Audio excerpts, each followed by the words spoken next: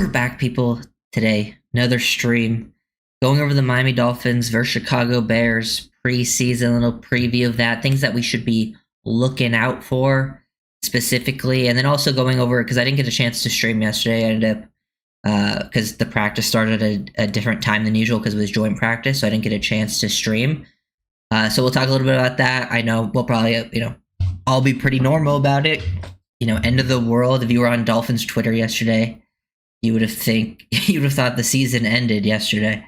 But hopefully, things have relaxed a little bit. Don't want to overreact too much to practice. Like I've been saying pretty much the whole offseason and pretty much every offseason. Positive, negative stuff. It's okay to be excited. It's okay to feel disappointed when things happen in like practices and stuff. But I think understanding this is all a part of the process, the learning process. This doesn't mean things are going to go good or bad when we're at this point. Yeah. What's up, guys? What's up, Grand, Jeb, Cap for Life, Wolf, Lemony Crawford? Can't blame Tyreek for yesterday, that's for sure. I don't think anyone's blaming Tyreek for yesterday. It's just a practice. Offenses on both sides actually struggled. The Dolphins offense had a really rough day, and then both defenses had really strong days. The Dolphins defense had a good day. The Bears defense definitely had a very good day. I do think that is pretty normal at this point in training camp because usually when it comes to like the little details, the offense has to be like super on the same page. So it isn't that abnormal for offenses to be a little bit behind specifically. But yeah, we'll definitely. I'm not gonna. There's way too many notes from yesterday for me to just literally read every single thing that happened. So we're just gonna hit the big talking points on both sides of the ball. I know the Dolphins definitely had a very slow start. I know the offense definitely had the worst day. They at least fought back from reports and did better later on, but it was still not close to perfect. But yeah, don't need to overreact to it. What's up, Troll? What's up, Garrett? Doing pretty good. Vibing.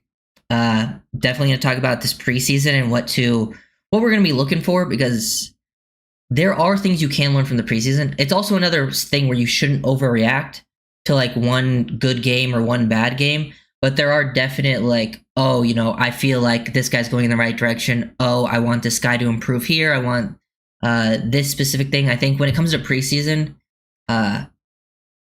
I'm more focused on individual play. I'm not worried about the results. It doesn't matter who wins or loses these games. You're more looking at the process of plays. You're looking how players are potentially progressing, how they respond to a bad play, that type of situation. Because also another thing is the plays are going to be very dumbed down. Like schematically, things are going to be very basic. Things are going to be so much different in a regular game from that, but you can still learn about player specific traits, just how they're moving out there. You can tell sometimes players don't belong. Who was yesterday? There were some players yesterday. Oh yeah, the Patriots who they drafted Travion Henderson, right? You could just tell because his first touch was a kickoff return for a touchdown. His other touches, he just looked so explosive. You could just tell he didn't belong playing against that level of players. He's clearly an NFL level talent that belongs playing in regular season against starters, that type of thing. Here's a quick summary. Do a segment. Yeah, the O-line sucks. But yeah, we'll start with the offense. Offense obviously struggled hard, especially they struggled in the one-on-ones they were fine. I think the receivers did fine on one-on-ones, which is normal. But 7-on-7 wasn't clean. I think Tua had an interception there, which is fine, by the way. We've talked about it. When Tua wasn't throwing interceptions in practice, I said it didn't really matter. When Tua's throwing interceptions in practice, I said it doesn't really. It's just something that's not that big of a deal. So don't want to overreact to too much of that. Obviously, you don't want it to continue, but when you are in practices, sometimes you are trying things. You're putting yourselves in looks that are disadvantages. This is not something that necessarily concerns me in either direction. Then they got to the team drills. They definitely struggled in team. I know they kind of started out the day with some penalty issues. That's something that definitely gives me a little bit of concern because it's something we struggled with in the past. Need to clean that stuff up. And I think that's just... It's hard to find a pinpoint of blame. It probably mostly goes on McDaniel and then sometimes it's just on individual players. Sometimes it's probably on Tua. You know, it's tough when you are the team that does the most shifts and motions in the league. That means you have to be really, really ready pre-snap. And with the plays being long, like, it does cause some problems, specifically when they're on the road. So hopefully that's something that they can clean up. I think it's better that it's happening here early on in camp than during the regular season, so they can at least put focus on it. Like, I actually kind of like that they're facing adversity this early on, and we can see how they respond. But the penalty issues is definitely something concerning. The turnovers, yeah. I actually think the person that might have had the biggest stock down day was Alexander Madison. Because, usually if QBs are throwing interceptions, like, there's at least reasonings or like things where like, oh, we're trying some stuff. But as a running back fumbling, there's nothing that you're trying. You're not trying to do something different when you're holding the ball different as the running back. Like, that is something, especially from a coaching perspective, you think it's like in the coach's head, like you're fumbling out there, like that puts you down on people's mind. And 2 fumbles in 1 practice period, especially against a new team, like that is something that I think the coaches will definitely take note of. So yeah, that was a struggle. They struggled in the first team. Also, it seems like, the Dolphins receivers kind of struggled with some physicality at the line. That's another issue that, you want to see them improve upon. Now, that is something they can potentially avoid in real games with like scheming up looks. I would say I heard offensively the players that had good days, like Taj Washington had a strong day. He kind of continues that. I'm excited to see him in preseason. We'll see how that goes. Seemed like Jonah and Paul and just the O-line in general, like, didn't maybe have the best pass pro day, but were creating movement in the run game. If there was one area where it seemed like they actually created some explosives, like consistent explosives, was the run game. And like Bears reporters were even saying this, that like Jonah and Paul were creating movement. Even, Daniels on the right side had some movement, and they had some explosive runs, which I think is like probably the most positive sign from yesterday. You want to see that continue. Now, I did see this. I don't know if anyone else saw this, but I think Omar tweeted out. Yeah, Omar tweeted out that he said Keon Smith was in at the end of practice in Jonah's spot, and they couldn't spot Jonah. So, and I didn't see anyone else say anything about an injury, so I'm hoping that's nothing, because that would be a big loss and very disappointing too, because I really want to see Jonah. I want to see the rookies in the preseason, so I'm hoping that's not like an actual thing. No one else has said anything about it, so maybe this is just maybe he just went off the field or something, or maybe they just couldn't see him and they were just like trying a little rotation. So hopefully, things are good. Yeah, the defense. We'll get to the defense in a second. That's more positive for sure. He was just lost on the field. They just literally couldn't find him. Was that confirmed? Because I'm just hoping he's good. I know Jack Jones also had an injury scare, but he said it was just cramps, so we're good there. I know Waddle went down for a little bit, but he returned. So it seems like the injuries that happened, they were fine, nothing major. So that's at least a good sign. The rest of the offense, let's see. They did have their best period late where they at least responded with some good plays in team, but there were still some struggles. I know they had some things in red zone where they had some issues just overall. Kyle Krause reported it? Yeah. Did he say it like, did he tweet it, or did he say it in like one of his videos? Because I guess I didn't watch any of the videos, so I'll have to check it out. Because I just want to, make sure, because that's huge. I really want to see these guys play in the preseason. I want to see what they look like, if there's any growth. Because like last year, I wanted to see Patrick Paul, because I wanted to see if Patrick Paul looked any different than he did in college. Like if was there growth in certain areas, But yeah, that is something to be concerned about. Also, the depth chart was released. Not too much to say with the depth chart. It was actually fairly accurate. I would say the only things that are like, they had some injured players in first starting roles. They also did have Kendall Sheffield in first team. I wouldn't be surprised if that doesn't end up being the case, and I kind of hope it's not the case, to be honest. Oh yeah, there was also some fighting yesterday, fighting between the teams. Apparently, Jordan Brooks and Tyrell Dodson also got into it, Dolphins versus Dolphin, which I also don't necessarily mind. I don't mind that stuff. I know it could be a bad thing, but I think without context, it's not something that I'm going to get overly upset about. Also, Jordan Brooks had a pick yesterday. Kind of tough to see because it's on the far field. Jordan Brooks coming away with the interception. Shout out Brooks, one of the biggest dogs on the team, one of the players I'm most excited about. Was the offense as bad as being reported? I mean, it's tough to say, W. We don't. it seemed like there was some mixed stuff. It actually seemed like if you listen to like Omar, you would think it was like probably the worst offensive period that he's ever seen. And then there was some guys like, honestly, I thought Bears reporters were more like, at least there was a couple Bears reporters I saw that actually had some positives today, but overall it was still negative. But either way, it's something that I hope they can build off of. It's not something I don't think you should overreact to. Even if it is as bad as they say, I don't think it's something that should change your outlook, positive or negative, whether they have a really good practice. I think it's something that if it continues into the preseason, or, I mean, that's not as big a deal, but maybe it continues into the Lions joint practices next week, then you can start to feel some concern. I just want to see growth build off of it, The parts sort of made it sound like the in-team finding was a big negative thing. I mean, it could be, but I mean, we don't know. Personally, I take a lot of what the names say with a grain of salt. I need to see these things with my own eyes. That's why I'm very excited for the preseason. I don't necessarily, trust a lot of the Miami media. There's some good ones for sure, but it's not one where I'm like, it's all a grain of salt stuff.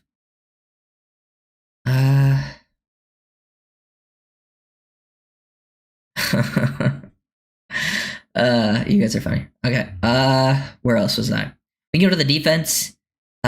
Seems like the defense, they lost the one-on-one period, which is normal. I don't think people were expecting the Dolphins corners to win the one-on-one period, but they definitely were playing much better in 7-on-7 and team. It seemed like they won that period for the most part. I think the Bears offense made some plays, but they got a lot of pressure on Caleb Williams, either got sacks or forced him out of the pocket. I think that's, pretty expected. I think the Dolphins, that's kind of how they're going to win. I think the Dolphins defense is probably, I know the secondary is the biggest question mark on the team, but actually for me, like if you just look at offense versus defense is the one that like I'm not like that worried about in terms of consistency. Like I feel like the defense, even if the secondary is the worst secondary in the league on paper, I still feel like the defense is going to be in that like 10 to 12, maybe 15 range, like where they were last year, and be like pretty good. Like I feel like it's consistently going to be pretty good. Maybe a slow start, but overall they're going to finish the season and be pretty solid for you. Offensively, I think is where it can really go up or down depending on, certain nuances, and also health, I think is very important on offense. I think that's where the more of the question marks lie. But I think if they can run the ball, which I do think they will run the ball better, and stay healthy on the O-line, that will be like the offense, I think, will end up having a pretty quality season as well. Players that made some plays. I know Jordan Brooks had a pick on like the first pass 11-11 that we just showed. Grayson Murphy made plays, and apparently he was like super high energy. Like you could hear him very loudly after making plays. Big fan of Grayson Murphy. Another player I'm excited about. I think he has a decent chance to make the squad. Minka made some plays. I saw like even Bears reporters talking about Minka being involved versus runs, blitzes. I know Jack Jones also was pretty competitive out there and made some plays. So that'd be, interesting. I think Jack Jones, like I know he's listed as second team right now, and I think he should have to earn it. But I do think like if he's clearly bought in, like he should be starting over like a Kendall Sheffield. But yeah, first we're holding for something that got heated. Yeah, I'm pretty sure it was Dotson. It was hard to tell in the video, but it looked like it was Dotson and Brooks. I wonder what that was about. We'll see. I mean, we'll see how it plays out.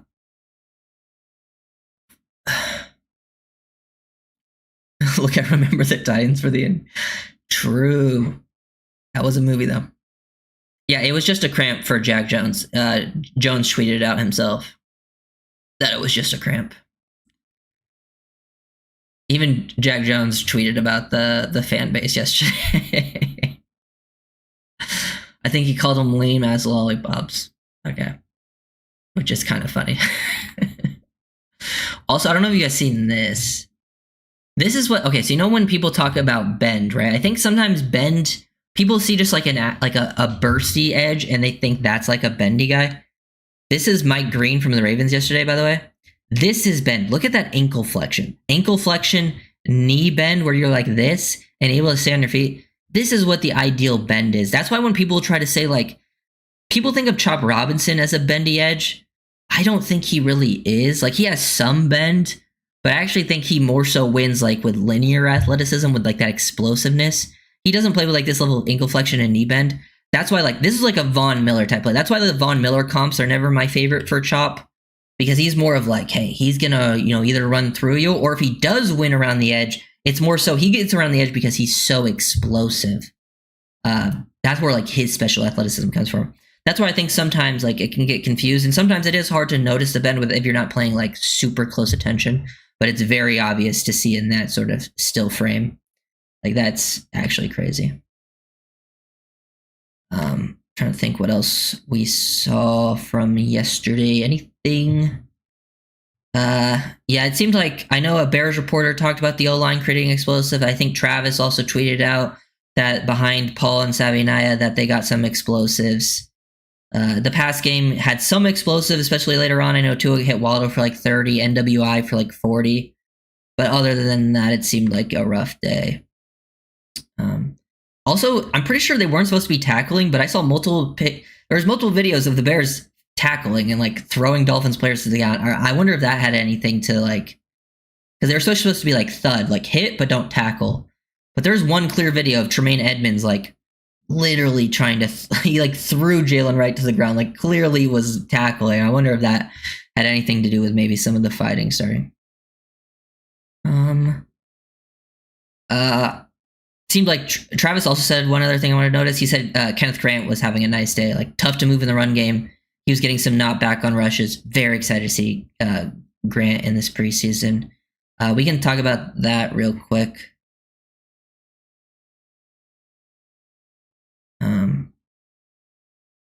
wonder what, yeah, that is something like people do try to bend like that in their Achilles. Wow. That is like insane bend right there. Crazy you didn't say anything about 2 at 3 in. I think it was the first thing I talked about, right?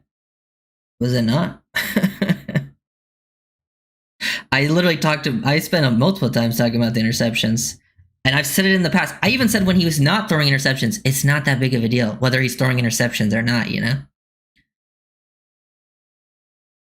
Damn. You can't win, you know? What's up, Scotty? Wright and Alexander no bueno yesterday. Well, at least Wright made some plays. I saw there was a couple notes of Wright made he had a catch for 15 yards and he had at least one explosive runs. Madison, I don't think I saw one positive play and had 2 fumbles. So I think that was more of a down Madison day than Wright. I don't know. I'm like, hey, you're good.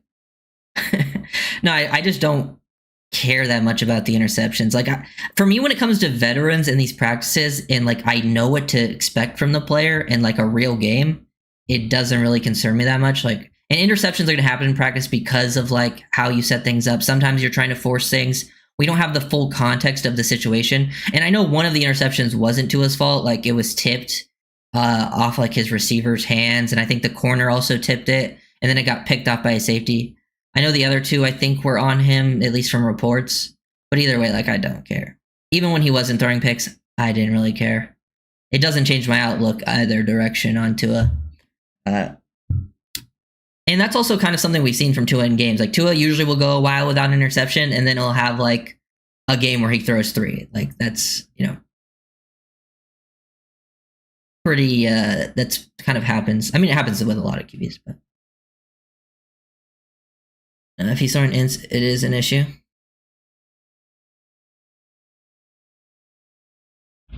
I mean, it's practice.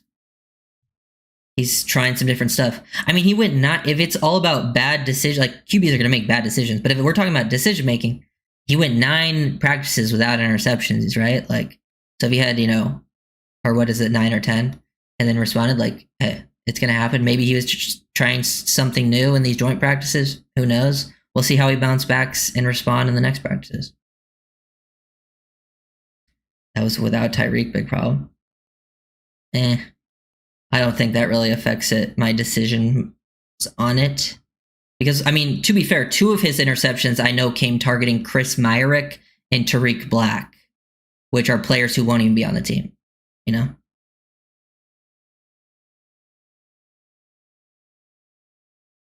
Yeah, I agree. Definitely you'll learn more when it comes to real live action from all around, not just the positives and the negatives. The run game, Tua, the defense. But getting to the preseason, little preview. Like I said, the end result of the preseason game, like who wins the preseason game, does not matter. It doesn't matter at all. Like I saw someone tweet, I think I saw a tweet yesterday that remember when we joint practiced with the Eagles a couple years ago? And we like dominated the joint practice, and in the preseason game, they beat them like 48-10. I had to look it up. We beat the Eagles 48-10. We dominated the joint practice. The Eagles were like, oh man, you guys are like, we might see you in the Super Bowl. And then things didn't go that way. And then the Eagles, who struggled, ended up going to the Super Bowl that year. That's why I'm like, things like those types of things, the actual end results of practice is not an accurate, prediction of how they're going to be during the season. Positive and negative, like opposite directions. Like it could go, if you are having, it could lead to, better game, but it also can go in the opposite direction. That's why I'm like, wait to see it in live action and see how we're actually going, I'm hopeful for what I'm seeing. He looks like he is regressing. But you haven't seen anything. What? Pats looked pretty decent last night. You watch it?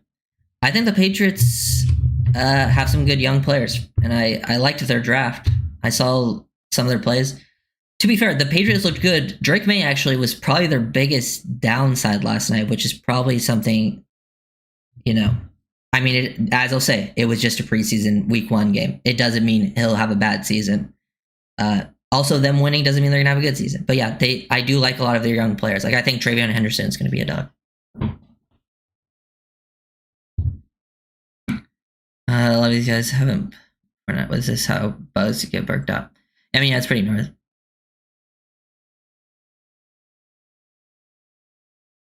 But I have been to all practices in person. Okay. So you're saying based on all the practices that you've been into practice, you think he's regressed? Interesting. I guess we'll see when it comes to actual play on the field.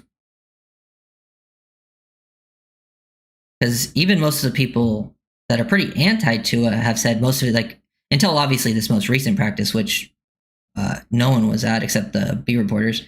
Most of B reporters have been pretty positive about Tua, even the ones that don't really like Tua.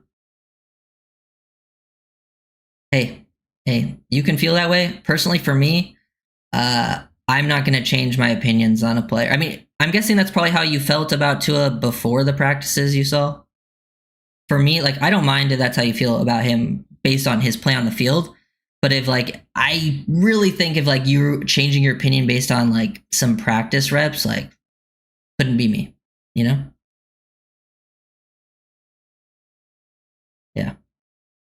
Practice is more about process than results.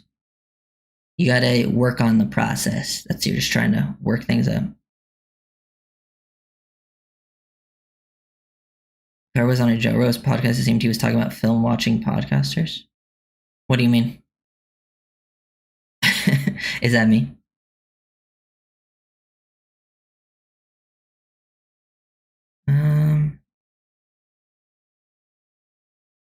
Bryce Young didn't look terrible last night. Yeah, Shore looked pretty good too. So you okay with a vet making rookie mistakes? Did a vet make rookie mistakes? Because I don't think a veteran quarterback throwing interceptions in practice is necessarily a rookie mistake because every veteran has done that at some point, So I'm just not sure.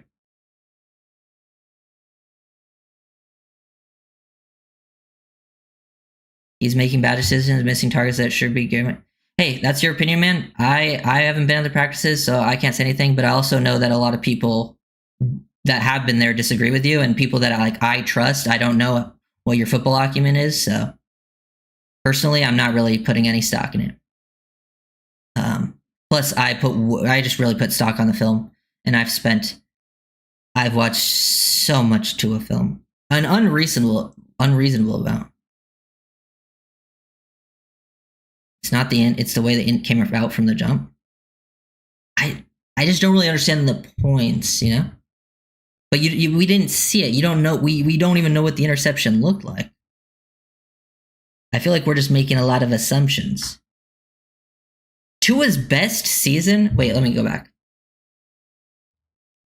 2023, right? His best season. The one where he stayed fully healthy. Right? I think we all would probably agree with his best season being 2023. We played the Texans in the preseason. Tua's first pass of the game was intercepted. Guess what? It didn't matter on the season. It was his best year. Like, I don't care about practice interceptions or preseason interceptions. I mean, it's not going to tell me if he's going to have a good season or not.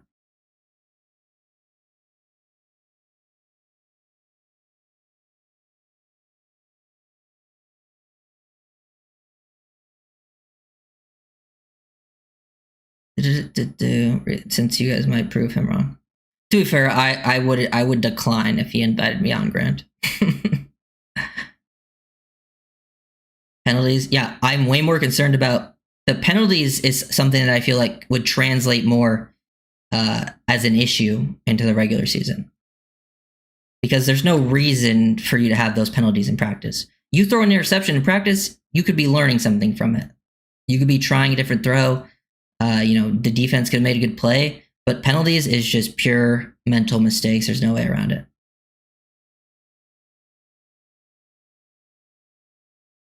But yeah, back to the preseason, because I'm not gonna spend any more time. We're just wasting time. We're wasting time.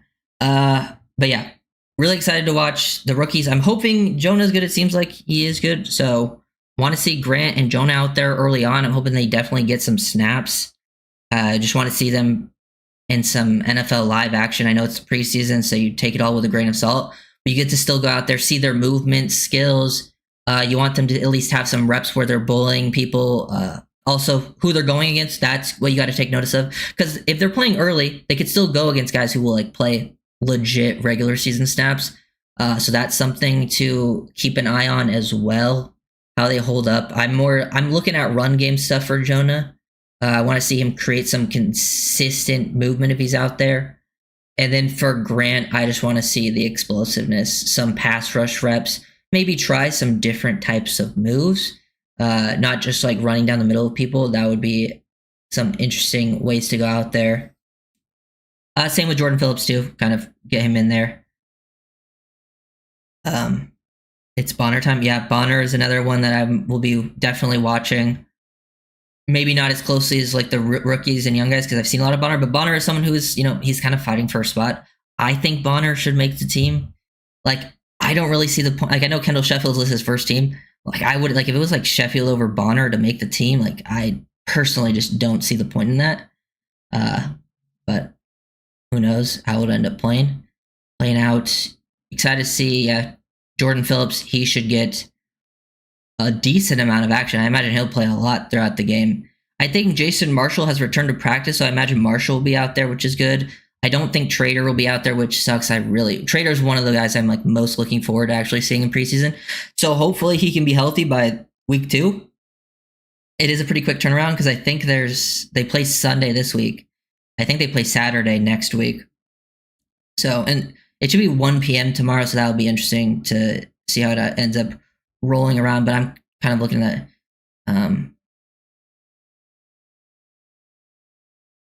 we designate Adams and Myers for a return on the 53. I've done kind of 53s. I just know so much changes when we get to preseason with people stepping up, injuries and stuff. And I don't know what the exact new IR rules are yet, but I do have an idea of how many numbers we should keep at each position. I'm thinking they're going to keep the 3 QBs. I think they're going to keep all 4 running backs and a fullback. I think 3 tight ends, which ends up probably being Waller, Hill, Brown, and then you have Connor on the practice squad. I think they probably keep 9 O linemen, and then I think they probably keep 5 receivers. We already have 4 receivers locked, and then the 5th one will be, whoever ends up winning it out of Weiss, Washington, Eskridge, Armstrong, I think D tackles they keep 5. The 5th spot is up for grabs. I think edge room they probably keep 5 as well. That's 10. Off ball linebacker group they keep 4. I think that's pretty set. And then DB they could probably keep 10. I wouldn't be surprised if they also do the thing where they cut the long snapper and at the start and then put someone on IR and then bring the long snapper back onto the team and stuff. But yeah, and then we'll get to, so yeah, those young guys I want to see. I'm obviously all of them. I think Quint Ewers will be exciting. We got to see a lot of young, like rookie QBs playing so far in the preseason. Like Sanders had a pretty good day yesterday. I'm excited to see Ewers in some real live action under pressure, how he handles the pressure. But we've seen him make some other good plays, reportedly in practice. I think that's like one thing that's like really hard to simulate in practices is you're not going to get hit. So how he plays under pressure for sure. That's something to keep an eye on. I'm excited to see, I think Zeke Biggers has also made some plays once pads have come on. Maybe he will be better than even expected from his college tape because he's someone that is like, I think really on the roster bubble because he was drafted. But he's one of the final draft picks. That D tackle room, like that final spot is really up for grabs. Like it wouldn't surprise me if Biggers is on the roster or the practice squad. So we'll see if he can kind of push. I'm sure Ollie Gordon will get a lot of touches. Like I think Wright and Madison will get most of the early work. HN probably won't even play if I had to guess. Maybe he plays a series. And then I'm guessing Gordon will get a lot of second half touches. So we'll keep an eye on Gordon there. See if he fits up to NFL speed and how with actual real tackling the running backs perform. Because I think that's something that definitely makes a difference. Then we go into, those are all the drafted rookies. I think Trader is probably the only one that won't play. Even though he's probably the one I want to see the most because we haven't heard anything about him.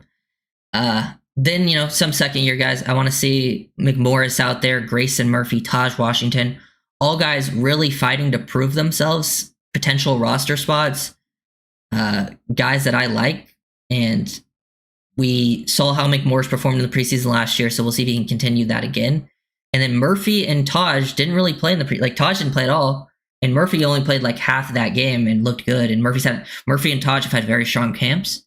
So I'm really excited to see how they can play. I think wouldn't surprise me if Murphy plays a lot and gets like a decent amount of production out of him. Then all the UDFAs, I'm excited to see John Saunders Jr., BJ Adams. Offensively, I want to see Theo Weiss Jr., Andrew Armstrong. Think this is a big opportunity for those guys. Like, seems like Weiss is ahead right now because Weiss has that sort of chemistry with Ewers. Let's see if Armstrong, when the games come on, because he was very productive in college. Maybe when the game happens, real live action, he could come alive, and that could be the difference. So that will be interesting. Unfortunate that Conyers is out for the year because he's someone I wanted to see. But those are guys like very excited, like all the rookies, but those guys in particular. The whole secondary should be interesting. We'll see what we got from the Bonner. We'll see if Duck stepped up. I don't even know if Duck will play that much. Isaiah Johnson, it will be huge for him. But yeah, let me see what you guys are saying. Subriders, is Sky falling already? It's already hit the ground. Will the vanilla preseason plays hold the offense back? I think that's important to keep that in mind for the Dolphins. Oh yeah, it will definitely. It's definitely something to I think really affects the results of the game. That's why the results of preseason doesn't matter. Like you're not calling what you're usually doing, and it also can affect certain individual play, like the vanilla aspect. But you can still learn things about individual players, especially their traits. Like you can still see the athleticism, the play strength of how they hold up at stuff. But the play calling will affect certain things, and it's not something. It's why you shouldn't put so much stock into this stuff, because there will be certain situations like, what, I think that being like a very vanilla play call, that's not something like I think either team would do in an actual live action game. That's when you sort of take things with a grain of salt. Teams can designate 2 players for return IR before the season starts. Their IR doesn't end their season, not beyond the initial. They can return before week 4. Oh yeah, that's good to know, Scotty. So yeah, I wouldn't be surprised. I think you said Adams. I feel like you maybe meant Ashton Davis, but maybe I'm just blanking on an Adams, but I'm imagining you meant Ashton. And then, Myers, another one, because he's week to week. We don't know when he could return. Those would be 2 good candidates, because those are 2 guys you want on the roster, but, I guess you could have meant, BJ Adams, maybe. Yeah. But that's another one. I keep forgetting to bring that up. Yeah, Zeke on special teams. We've mentioned that a couple times, but I always forget to bring it up. Yeah, that is something that could give him the edge. But I feel like a lot of guys, like, I've heard pretty high Matt Dickerson praise. And I know they kept Dickerson on the roster last year. Like, he was someone that didn't play last year, but he was kept on the roster. I think it's someone that, like, they might like. I don't really have an opinion about him because there's not really film for me to watch with it when it comes to him. But I think that's someone they could like. Ben Still, Matthew Butler, they are both veterans that saw playing time for their respective teams last year. Not a lot, but they are guys that are probably rotational talent on someone's D-line. So I think it's between those four for the final spot. And then obviously you got Grant, Benito, Sealer, Jordan Phillips locked in.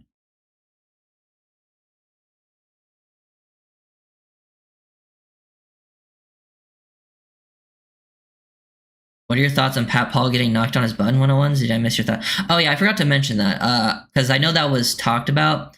Honestly, it's not something that really concerns me unless it continues. It's something that I would need to see as well because I feel like a lot of these things, I feel like I usually see something get mentioned and it's like it's either way worse or better than it sounds. And then I see the actual play because sometimes, those plays get posted and it's like, oh, he got put on his back. But he got put on his back because he slipped or something. Like you could clearly tell like he just put himself in a tough spot. Like for me, if Paul was someone that I thought was weak, then I would be concerned. But he's not someone that I think is weak. I'm sure he just got caught off guard, and it's not something I expect to continue. So I'm not really too concerned about it.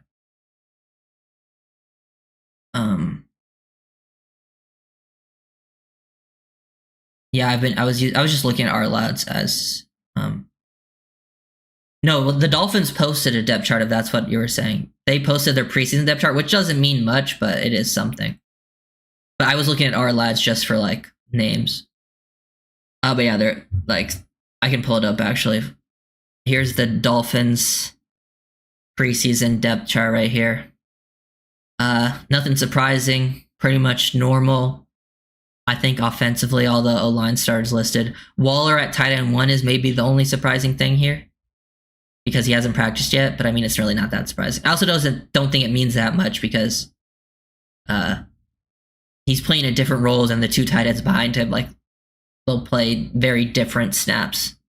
I thought defensively this was interesting. They have Chop and Chubb listed as like the DN starters, but they have 12 positions listed here, and they have the outside linebacker role with Phillips listed as a starter. And I have been hearing a lot about Phillips dropping into coverage in camp. So I wonder, like, they're going to be trying to get those three on the field at the same time, I'm guessing, a lot this season, which, does make sense. Hilton listed as the nickel starter, which makes a lot of sense. Davis listed as the safety starter, which is interesting, even though he's out for a while. And then Sheffield listed as the other corner starter. I think this one is one that could change very quickly. But I think all the other ones kind of make sense as of right now. Like, they have Benito over Grant, but I think Grant's going to finish the season with more snaps. But it's pretty normal to list, a lot of rookies as second string. Like, they have the UDFAs as, like, fifth strings. But most of those UDFAs are, like, have a better chance of making the team than some of the fourth or third strings. But they've just been around a while.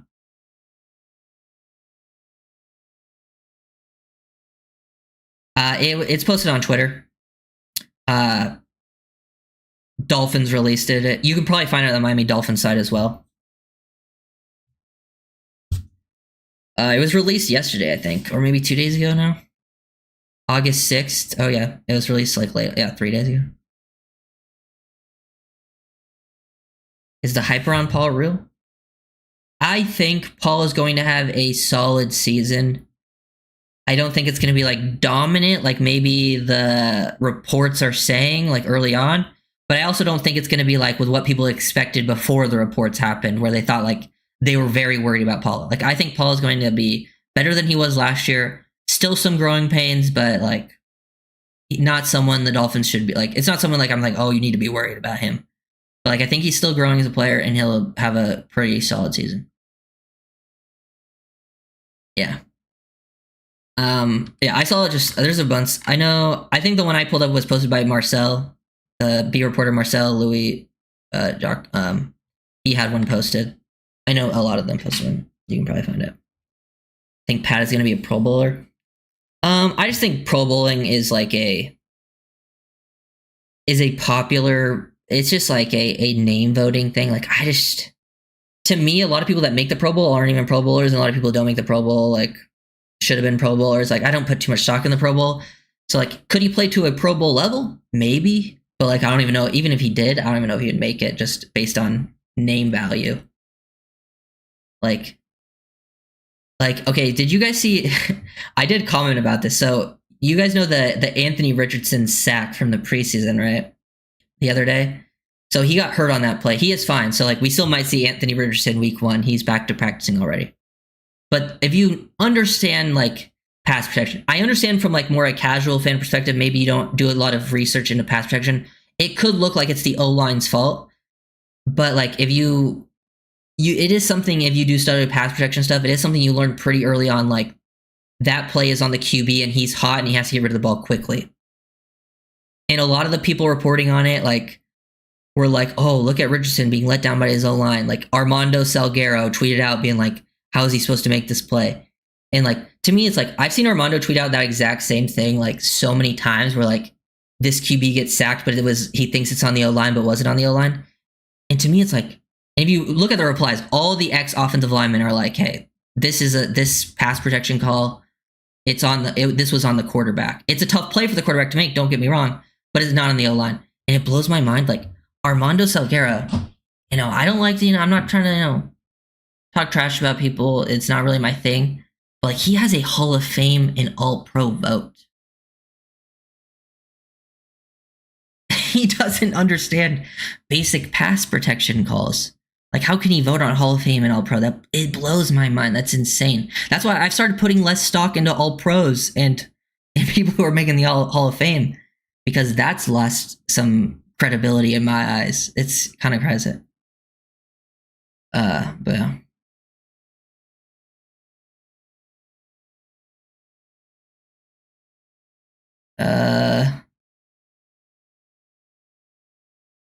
Pro Bowl level player. Yeah. I still don't think he's going to be that level, but I think he's going to be solid.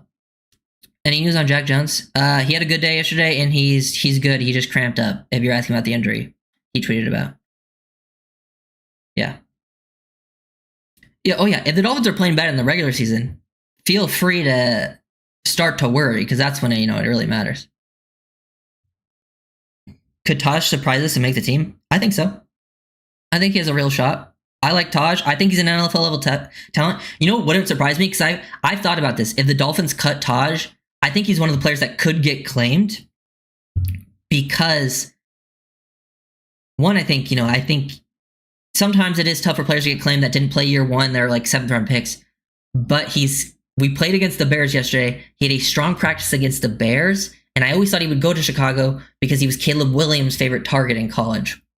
Strong practice versus the Bears. So they've now seen eyes on you. Caleb was his favorite, he was Caleb's favorite target. Wouldn't surprise me if he ended up on the Bears roster, if he didn't make the Dolphins.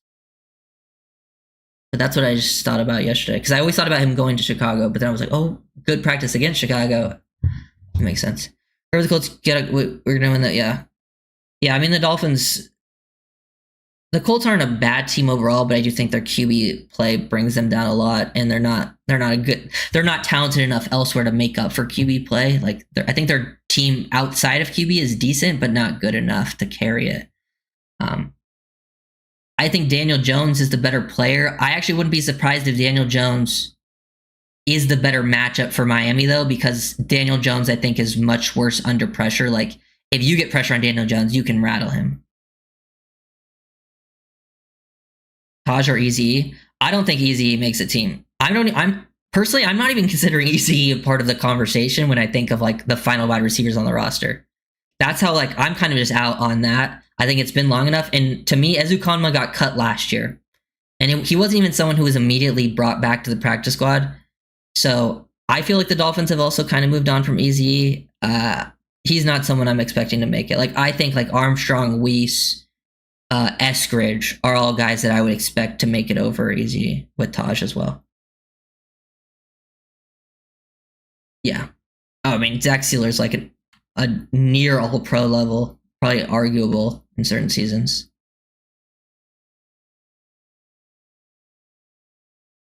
If I was a pay, yeah.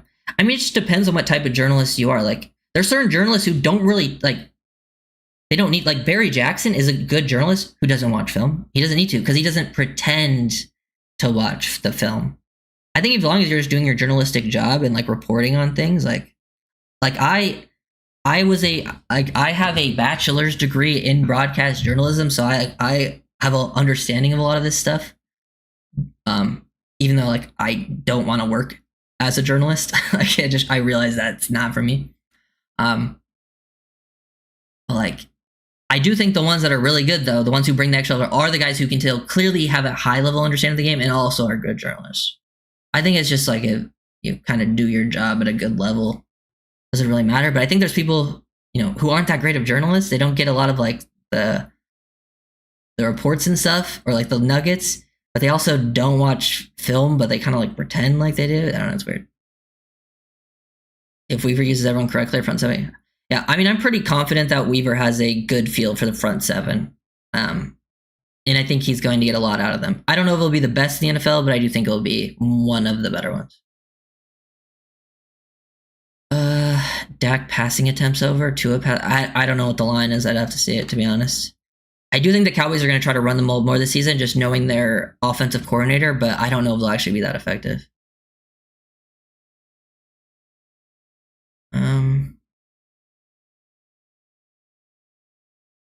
Five receivers with 4 locks, yeah. I think they keep 5. There is a world they keep 6, but I think they probably keep 5, and yeah, 4 are locked for sure.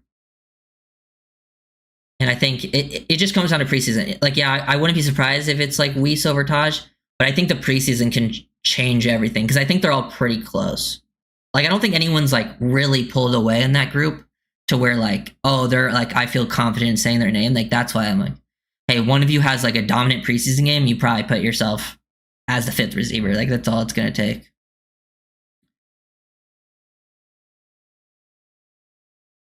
We're going back to 20. I mean, hopefully. Why does Miami have 2 number 7s? It's actually not that uncommon for like teams to have players with 2 numbers in preseason. I think Taj will probably change his number because a lot of times one of the players doesn't even end up making the team. That player wouldn't be Sanders because he's the only kicker. So if Taj does make the team, he will end up making he will end up changing his number. Who's the other tall receiver? That is Eric. It's either Theo Weiss and Andrew Armstrong. They're both like 6'4", 6'3", around 200 pounds.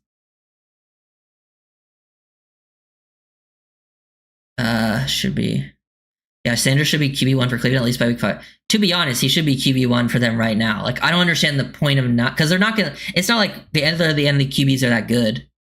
So might as well roll with the young guy and see what he's got. Like, you're not going to be a good team. He showed enough in preseason week 1. Like, I don't understand why they wouldn't play him. I mean, I still to me, I wasn't a huge fan of the QB class in general, but I still had Sanders as my QB2. I think taking Dylan Gabriel over Sanders is still kind of crazy in my opinion. I'm actually so glad they took him because apparently the Dolphins were always interested in Gabriel, even though we traded away that 98th pick before we ever got close to Gabriel, because we traded away at pick 37 or whatever. Is there another joint practice today? I no practices. I don't think so, Liz. I don't think they do like full. They might do like walkthroughs, but they're not going to do like full live action a day before a game. Eskridge is good, bro. Yeah, I think Eskridge has a real shot at making the team too. He also has some special teams value. Bradley Chubb, how many sacks, pressures are we expecting him to ball out? I think Chubb's gonna have a good season as well. I don't like to usually guess. I think sacks are kind of unpredictable. I think he's just gonna get I think he's gonna have a pretty high pressure rate though, which to me is all you need. Sometimes you can have a high pressure rate, but not a lot of sacks because maybe you forced other people to get sacks, or like just on the play you won, it was a quick pass. You affected the play, but yeah, that's what sacks are, just super unpredictable. But I do think he will have a high pressure rate, and that could then lead to him having high sacks. I feel like it's going to be between Eskridge, Weiss, and Taj. I think that's the 3 leading right now. Because Eskridge is the vet who has special teams value and actually played for you last year and at least looked like he belonged. Weiss is the undrafted rookie with potential and has kind of been the standout from those guys. And then Taj is like didn't get to play his first year, but was like the talented late round pick from the year before and has then got a chance to show out. So like all from like different like avenues, but guys that I think are all kind of interesting to make the team. And I like all of them. It's tough because Weiss is like, oh, you probably want more size in the room because then Westbrook Akine is the only one with size. But that you could also count Waller in that group too, because I think Waller is basically just a big slot receiver. So you kind of already have that if you count that. Eskridge, I think he's good, but he is the one that I think, you kind of know what he is at this point. Like, he's been in the league long enough to where, like, you're not expecting him to improve, and, like, that's fine. Like, I do think he is an NFL-level player who belongs on a team's roster. But I wouldn't be surprised if Taj is the most talented and best of that group that actually could, like, make an impact at the next level. Like, that one's, I really like Taj Washington. I just don't know if he ends up making it. Right, do you think we're a big improvement in special teams? It's been really bad. Oof. I hope so. Honestly, I think special teams is hard to predict. I'm not like an expert in special teams. There's not many special teams expert. I don't know. I'm trying to think about it. I wouldn't be surprised if they're just like middle of the pack, which is totally serviceable.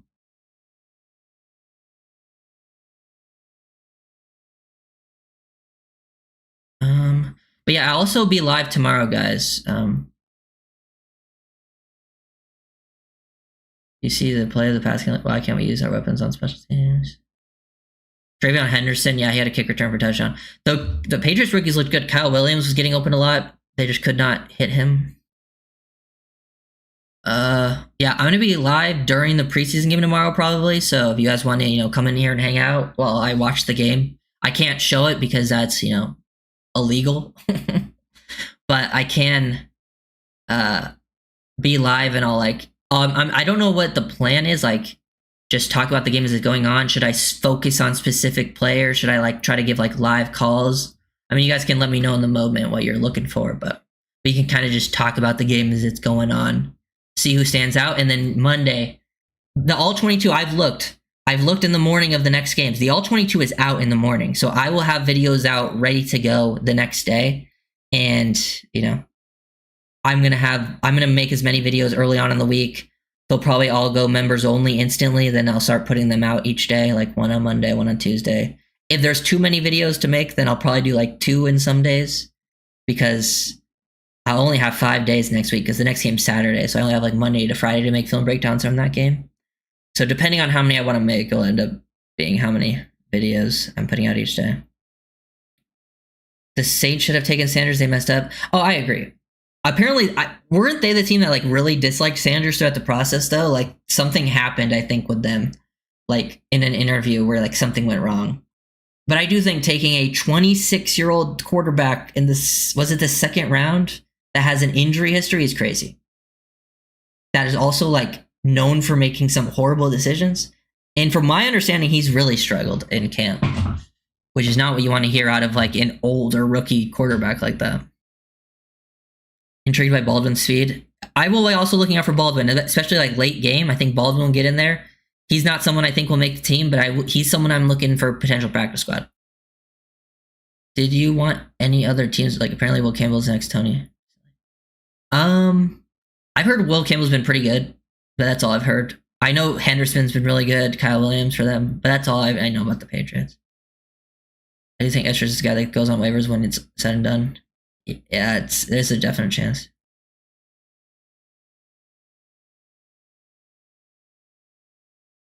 Yeah. I also saw some other people report Wright had some solid days, Irving. To be honest, I've also seen Omar. That was a tweet from Omar, by the way, that said that. I've also seen Omar say Devon Achane looks like Savon Ahmed, so I'm waiting to see with my own eyes running back stuff, so I take that with a grain of salt. So we'll see how it goes. Yeah, they're only going to keep 5 wide receivers. No way it's 6. Yeah, it's probably 5.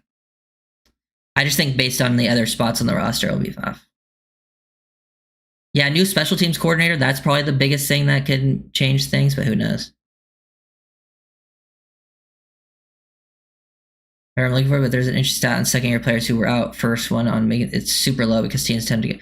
Yes, I don't know what the stat is, Scotty, but like I've said that a couple times throughout this offseason. Like that's why like I'm like Taj, Grayson Murphy, guys that I think totally belong in the NFL, and I think will go latch on elsewhere if they don't make the team, are in super tough spots. Like because it is very rare. I don't know what the actual number is, but I know from watching and like paying super close attention to off-season training camp stuff that it is very unlikely for guys who were either late round picks or UDFAs from the previous year who didn't play it all year one to stick around year two. Like, but they have been making plays, so that's why like I still think they have a chance, but it is a super low. Just if you're going based on odds and math, then yeah, you probably wouldn't bet on them.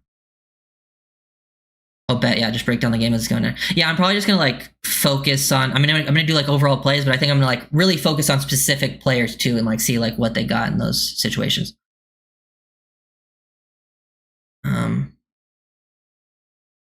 YouTube Black. Yeah, I'm pretty sure that's like 100K, so I doubt that's ever gonna happen, but I appreciate it. Yeah, I don't think they're not gonna play Tyreek. Seen a lot of right slander yesterday. Yeah, I'm waiting to see the running backs in live action. Ryder, you don't have a Patreon for your channel? No, I got members. Members get early access. It's just easier, and I know there's been like I've read some things with Patreon recently. Like there's been some issues, so I just never made one. You have a good day. Maybe. Yeah, appreciate you later, Grand. As someone to make a huge plays, agreed.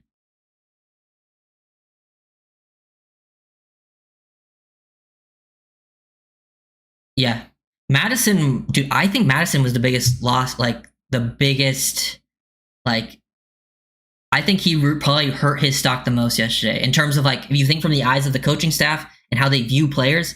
Running backs fumbling is like a cardinal sin for those coaches, and having 2-in-1 practice.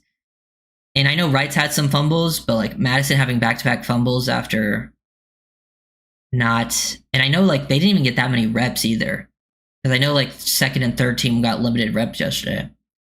That is concerning. Hopefully he can bounce back. He can definitely bounce back. But I'm not the biggest fan of Madison film-wise in general, so 2 fumbles could hurt him a lot. Oh man, yeah, not a fan of Google/YouTube. I get it. Is Waddle fine? Heard he got hurt. Yeah, Waddle came back from him. He's good. He was back in practicing. They just tackled him on a screenplay. He got hit like as he caught it. Yeah. I agree, every noodle. That's why like live action is important to me, because like all the reports of Madison throughout camp has been like he's been seeing things and hitting things hard. But like if you watch the film, vision is one of Madison's biggest question marks. So maybe he improved, but also it also could just be like it not being real live action that changes things. Yeah. If you guys have any final questions, comments, statements, hit me with it now, because I'm probably going to end here in a second. Also, leave a like. Forget to say that. Leave a like on the video. It helps out with the algorithm and all that good stuff. We'll be live tomorrow. And finally, so excited to just have some new film to watch. I need to come to my own conclusions with these players, because I've been lied to before. We've been fooled by some propaganda before in training camps. There's players who like who was last year the standout was Quentin Bell.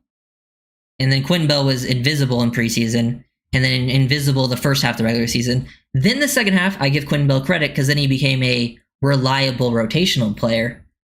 And that's totally fine. Like if he's a reliable rotational guy, like that's good value from him. But like they were talking about him like he was like gonna be the next thing, Is Tua / starters playing tomorrow? We do not know. It has not been confirmed or denied. McDaniel has neither confirmed nor denied, unless it's come out since we've been streaming. Thank you for appreciate it, T. Yeah. So yeah, I understand, I have more optimism towards Madison, but running back is one of the positions like I got to see you in live action. We haven't even been tackling.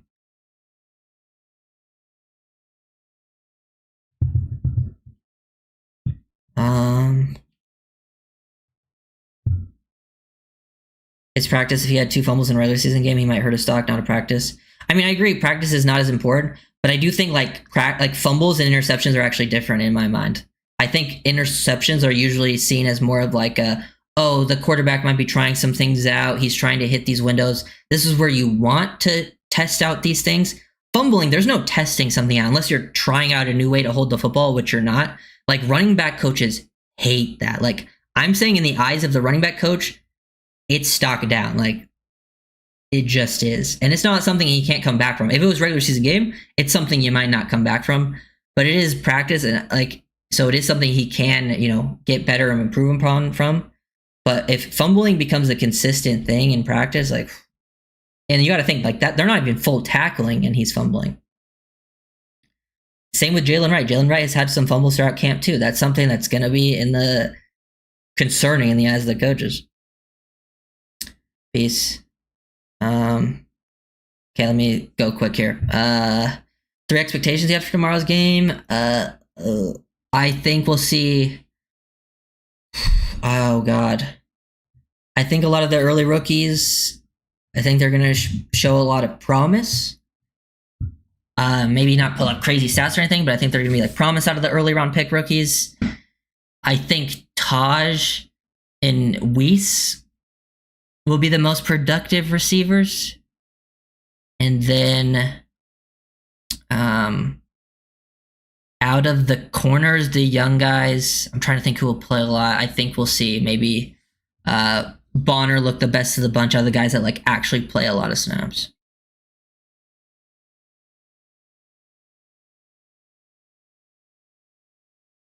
Did you see Joe Burrow, Jamar Chase? Those two are scary. I mean, yeah, one of the best combos in the league.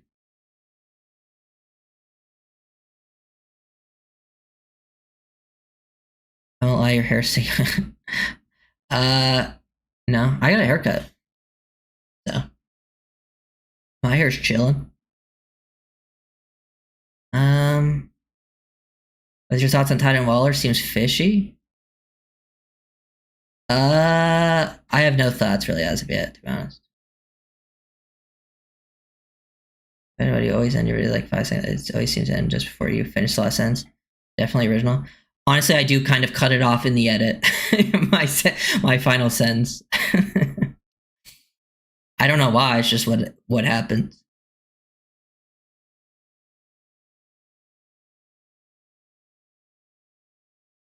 Oh yeah, it's definitely a thing he can work on for sure. The fumbling stuff, Travis. I'm just saying, like in the eyes of the coach, like having 2 back-to-back fumbles is not a good thing, and it's something he can return from. But if it happens, like if he has one more fumble, like and it happens like either in the preseason game or like the next few practices, that's going to become something that they're going to be like, whoa. Yeah, I'll be live during the game tomorrow. I can't show the game just so people know. Like no one can show the game on YouTube or they'll get copyright struck and they'll get literally taken down. But yeah, thank you guys for watching.